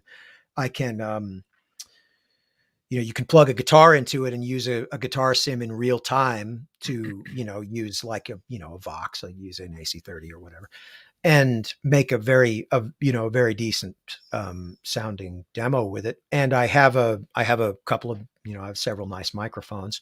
And so more often than not, it's the 811 and me, I just kind of move the microphone in between so I can kind of get both things down, and I just record it quickly like that. And if it's good enough to pass, I send it off to I have 4 good friends that I send my songs off to. If they are like, that one's a dud or that one's good or whatever, then, they just kind of pile up, and maybe someday there's, a good enough one to make use of. And so, it's always good to have those friends who are going to give you honest feedback. Yes, I have 4 pals I send it to, and they, and then, if it passes muster with any of them, then, then I'll send it off to the band guys too, because otherwise I'll bomb everybody. When I'm in writing mode, I get real kind of crazy, and I'll be just sending, I probably have 125 songs in varying states of repair right now that are, You've definitely sent me some songs, but yes, yours was sending. It is. He's like, listen to the right side is the 717, and the left side is Gibson. Listen to the this old Gibson. Yeah, I appreciate that. I think it's fantastic. Hey Stefan, before we wrap the show up, we had a couple of people ask if you'd want to play something. Do you want to play something? You can. I'll play something. Let's see. I've talked a lot, so my voice might, whether I get through this alive. Hear that okay? Sounds good. I'm about to have a nervous breakdown. My head really hurts. If I don't find a way out of here, I'm gonna go berserk, 'cause I'm crazy and I'm hurt. Head on my shoulders, going berserk.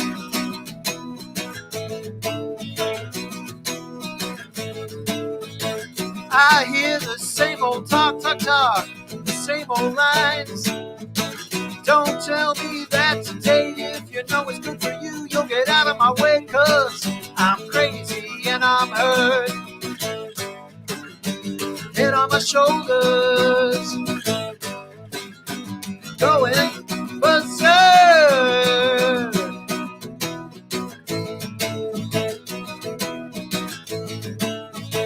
I won't apologize for acting out of line. You see the way I am, you leave anytime you can, 'cause I'm crazy and I'm hurt. Head on my shoulders, going berserk.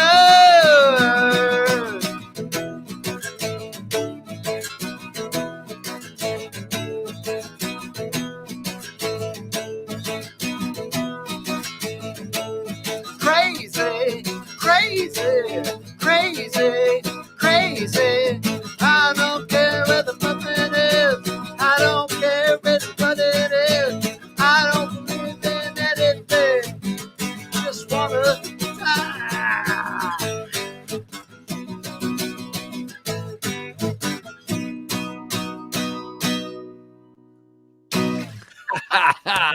there we go. Black Flag on a 811E.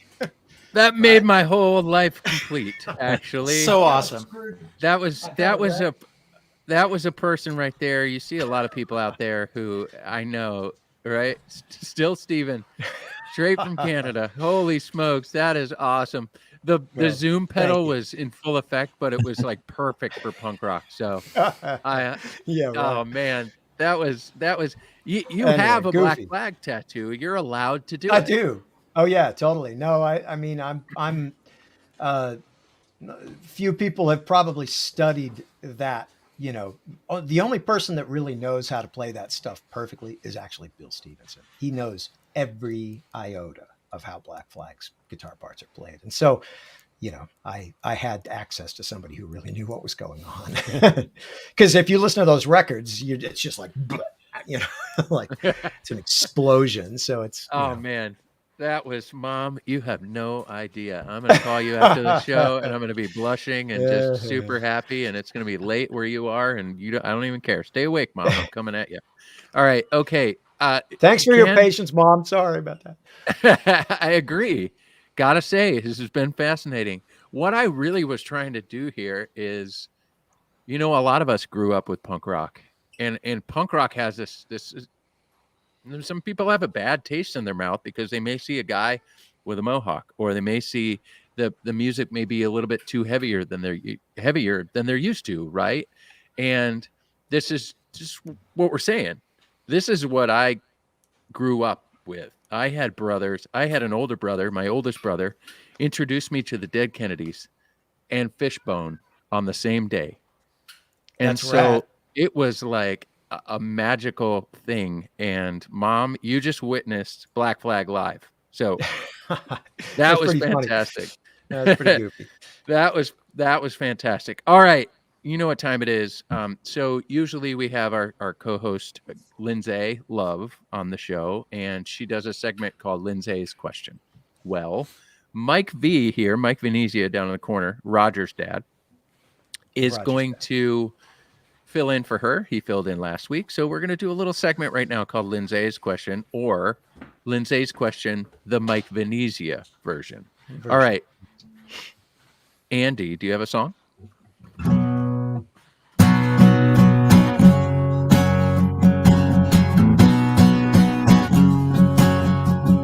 This is Lindsay's question, but she's not here today. It's up to Mike V to ask in a place a question for Stefan. A question for Stefan.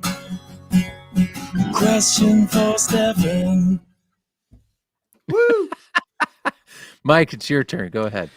All right. Well, Stefan, I actually have 3 questions for you. The first 2 don't count, though. So my first question is something that you alluded to before. That we're all talking about, like, what is it with SoCal punk singers that everybody has a PhD?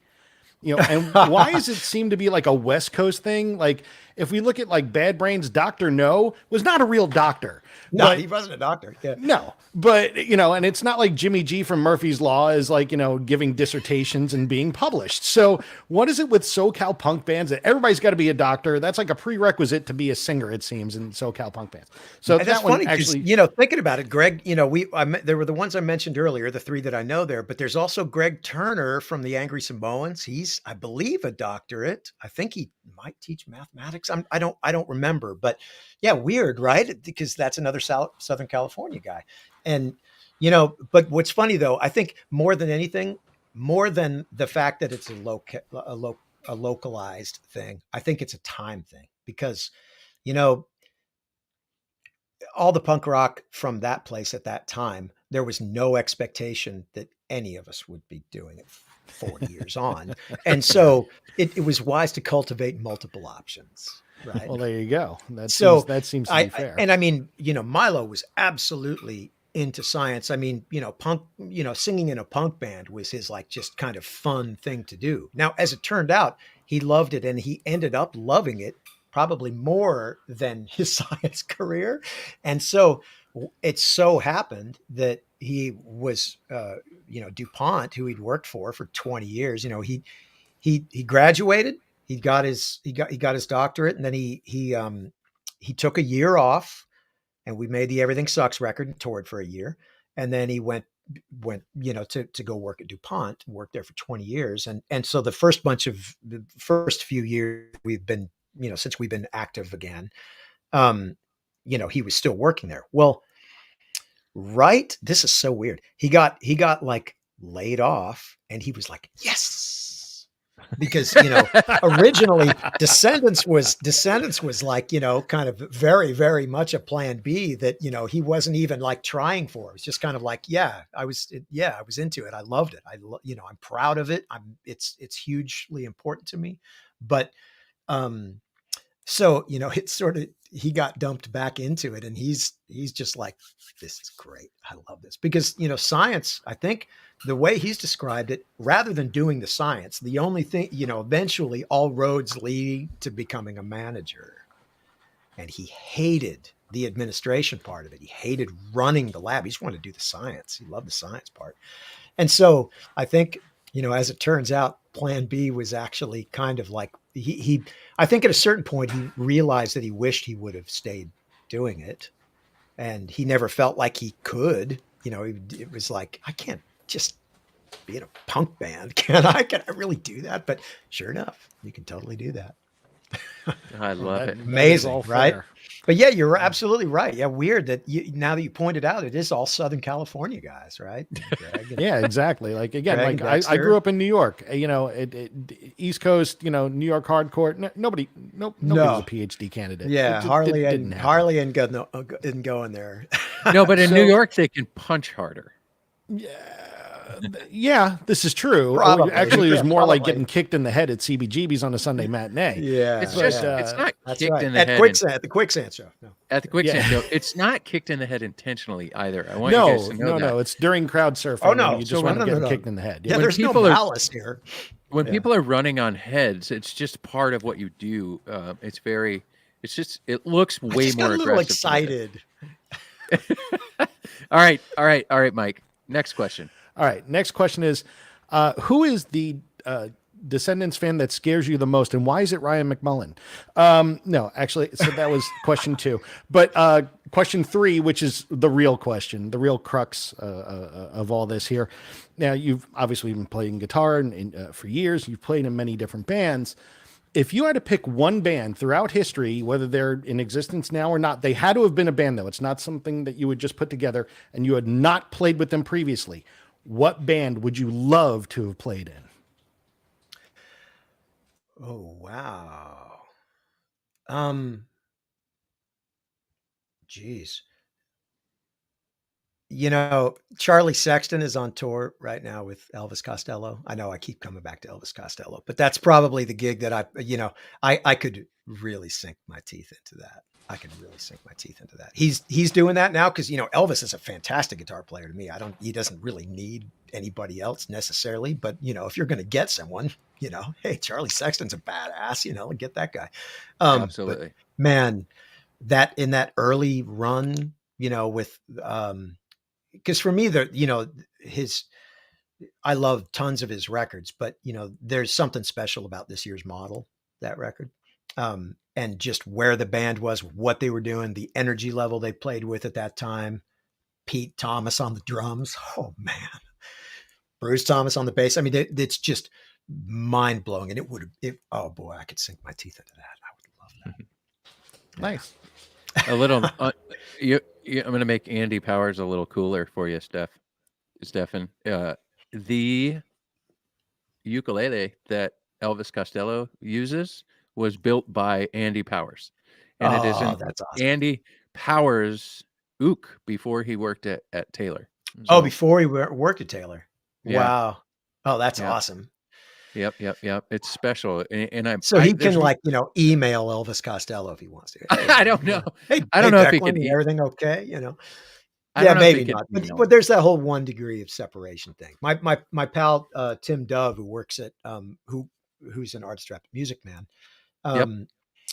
He, I think he got to meet Elvis and hand off a guitar or something. I was wow, amazing. I would have just been like,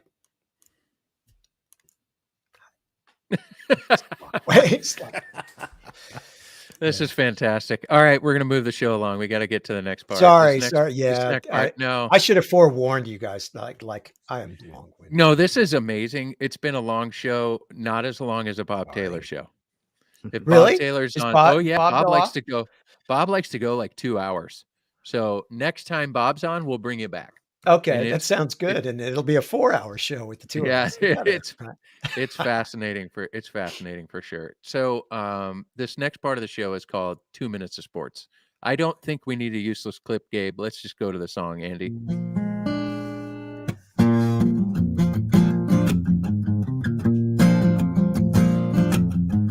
Two minutes of sports. The Super Bowl is here. The Bengals and Rams and crazy fans, huddle diagrams, halftime jams. Don't be late to your tailgate. Might be a blowout, it might be great. 2 minutes of sports. All right, 2 minutes That's of a great sports. song. It That's is my a great favorite song, one right? tonight. That's a great song. I love that one. Yeah, it's he's great. Andy's great. He's very, very talented, especially Well, with sports. I like that song. There were some cool chords in that song. I like it. Sports songs. Okay, so this is for everybody in the feed or everybody up here on the screen. The Super Bowl is upon us. I just want to make it loud and clear to everybody watching that go Lions. Here's the deal. It's the closest me as a Lions fan is ever going to get to the Super Bowl. So I'm telling you right now that probably had the Rams not made it to the Super Bowl, I would probably be rooting for the Bengals. But because Matt Stafford, who was a Lion for 400 years and had a losing record his entire time there, leaves the Lions and goes to the Super Bowl on the very next season, says something. The Ford family should look at this blueprint and maybe shake the rug and fix it. Okay, I said it out loud. He was just ready, man. He's just ready this year. All those other years were just training years. 13-year overnight sensation. Yeah, 13-year overnight sensation. I do want to make a nod real quick to the GOAT, the greatest of all time, Tom Brady, for retiring. It's very hard for me. As you guys know, I'm a Michigan State fan. I bleed green. I should not be a fan of Tom Brady, but I am. I think he's spectacular. He was wonderful for the sport. So there's a nod there.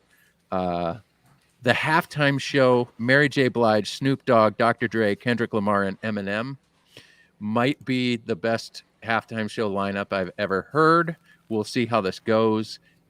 Prince was pretty amazing too. Hard to beat Prince, but that's a hell of a lineup there. Prince was pretty amazing. So I think that this is the net. Look, it's funny. Prince was amazing, and to get close to Prince, they got to have 5-6 people on the performance. Prince was an incredible. Prince was amazing. Phil says here, sorry, but I would like the Bengals to win it. I get you, but I'm rooting for as to quote Mike Venezia in the corner, I am rooting for the Los Angeles Staffords. Okay, that's it. Sports is over. You said you like basketball, Stefan? Well, yeah, that's I the do closest kind of. you get. Yeah, that's the closest I get. Yeah, I grew up. We didn't really watch sports in my house growing up, so I just kind of never got into it. But I do like watching some basketball, and the Thunder, Oklahoma City Thunder were a lot of fun to watch. We had a really good few seasons. My wife and I really enjoyed watching it, but then the all the guys that we liked, got traded, and then it was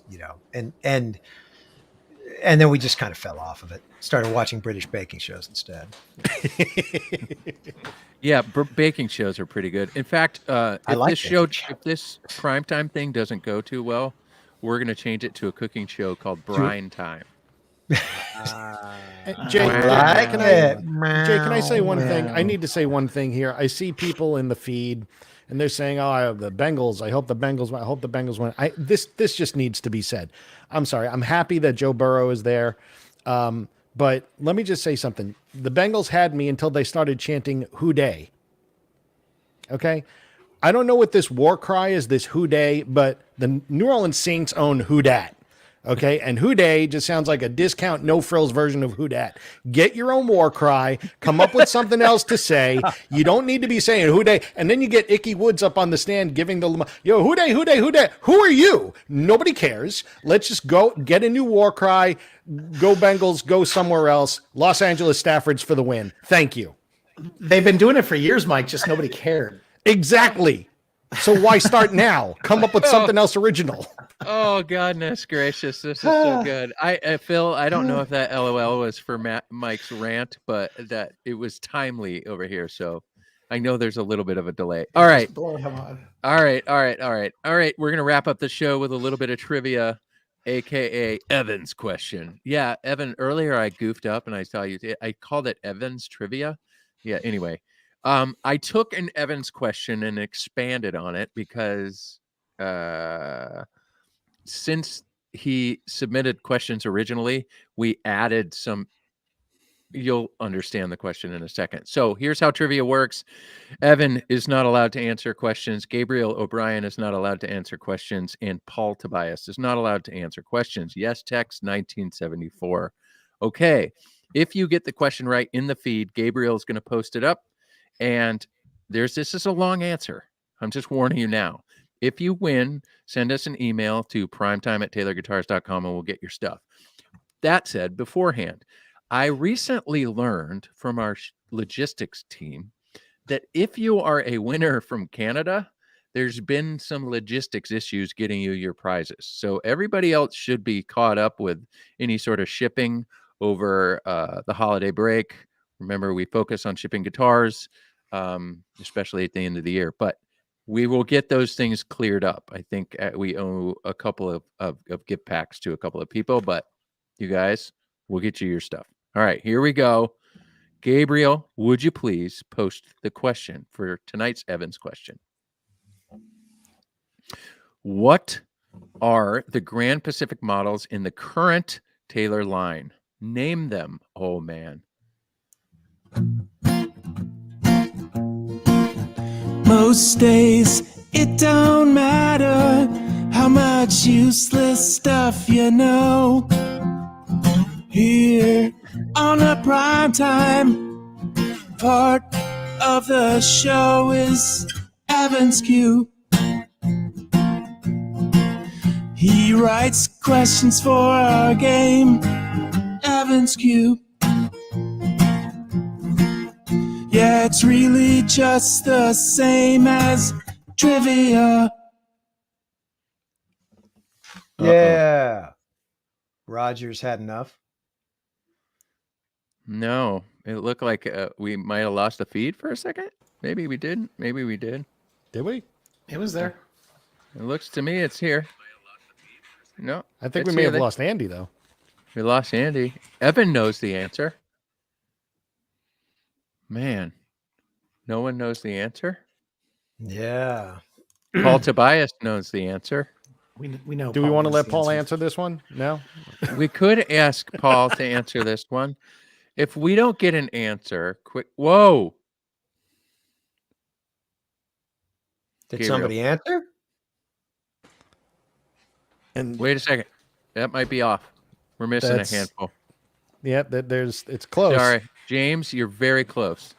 You're missing a few. Gabriel knows. People feverishly typing away right now. Oh, interesting. Yeah. It seems like we lost the feed a little bit. It's everybody's close. Everybody's really close. Oh, now we're back. I don't need another t-shirt. Okay. Hey, Paul, come on, man. You got this. Somebody's got this. This is fun, Evan says. I know it. Evan writes good questions. Oh, 517, 517E, 717, 717E. Flame top. So close. 27. Oh, we're missing one guitar, aren't we? Yep. You're missing one. I'm giving you a hint, James. You're missing one.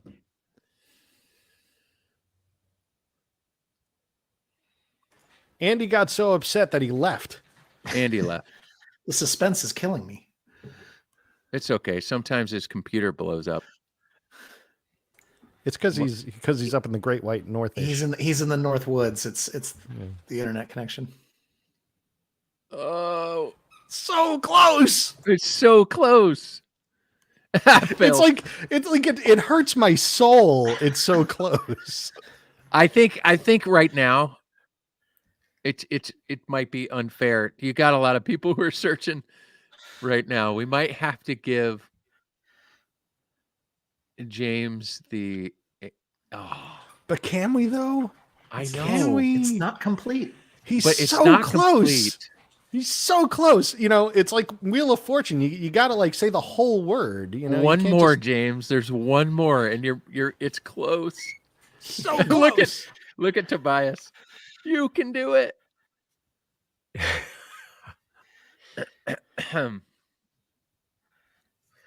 Oh man.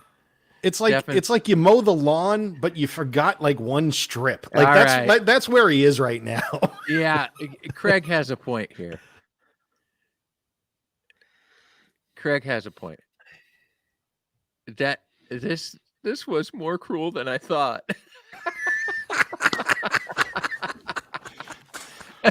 Evan, you brutalized this one. All right. Maybe I could win. Would that be fair? Do you know? Do you need a hold on. T-shirt? Hold on. Limited. He's adding. He's adding letters, something in E flat. The answer is floating out there. It's too hard to type on the phone. James, if you could, I'm gonna call this one. James, if you can come up with the one model that you are missing, you don't need to type the whole thing again. One model. If you can And come still, up Steven's with close too. So now we're coming now. Now it's like a foot race to the finish line. Steven has won. He won the last couple of weeks. So let's do this. Let's Let's keep this. Now he's just naming woods. All right. Here we go. Ready? Let's agree. I'm posting the answer in the Taylor Guitars owners group. Gabe's getting a plug over here. Go to Facebook. Leave the feed. Whoever can copy and paste fastest. I think James. I think let's give it to James. James, Yeah. you did it. You put it in there. But I'm going to tell you, the one model that you're missing. Right? We're going to do it. Builder's Editions 717. Right? 717 WHB. Yes. 517 WHB. Yes. 317. Ready? Here we go for the winner. 327. You missed a 327. Then you have your AD17, your AD17 blacktop, your AD27, your AD27 flame top. That's it. So, James, we're going to give it to you. Send us an email. You did the work, guys. Thank you so much. We usually wrap the show with a song by Andy, but I think something. It's the end of the show, and something is broken. Andy had to leave. That's the way to go.